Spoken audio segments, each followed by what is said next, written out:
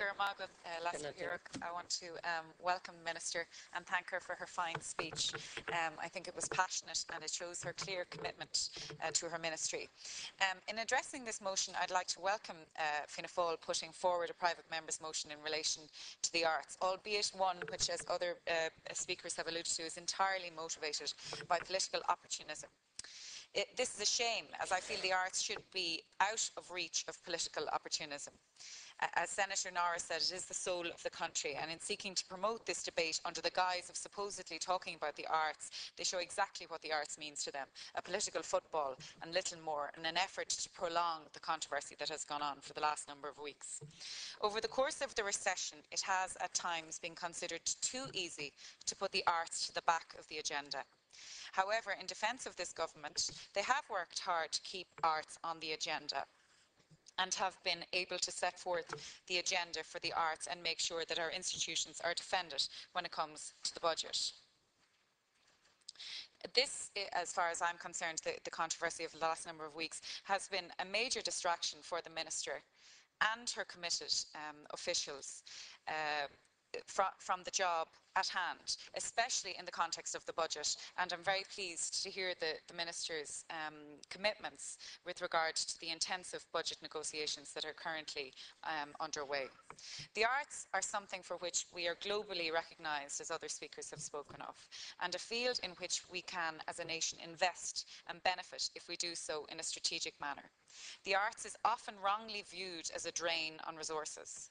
Our books, plays, festival and works of arts are renowned across the world, and we punch way above our weight internationally. We must ensure we are working to get the most out of these and to ensure our talent is celebrated and nurtured through a fully rounded education within which the arts plays a role. The protection of the arts needs to be seen as a statement of intent. It serves to show that Ireland continues to treasure its art and the institutions that contain that art and that work to encourage artists also. However, all that being said, I find it interesting, or maybe frustrating or irritating, that Fianna Fáil have decided to raise the issue of guaranteeing the independence of our national cultural institutions and their boards for political interference. It's interesting because it's not so long ago that Pat Carey, as Minister, appointed a former Fianna Fáil TD to the Irish Film Classification Board.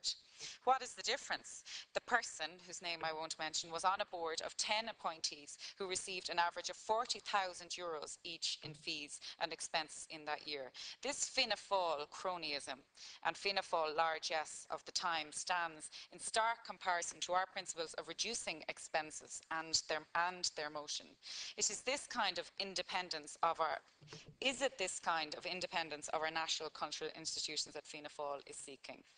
Is this the sort of arm's length they're looking for? The hypocrisy is mind-blowing.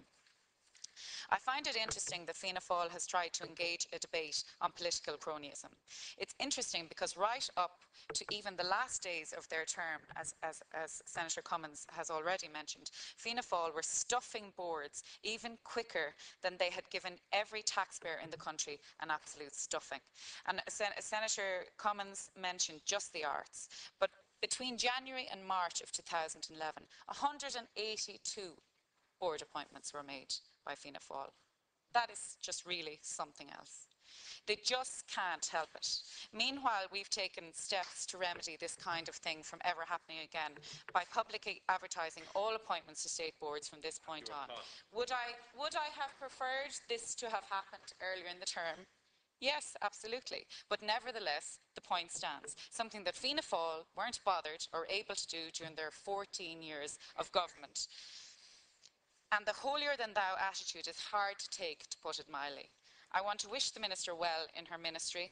I have complete faith in her ability and her commitment, and I wish her well in budget negotiations. Thank you. Thank you, Senator.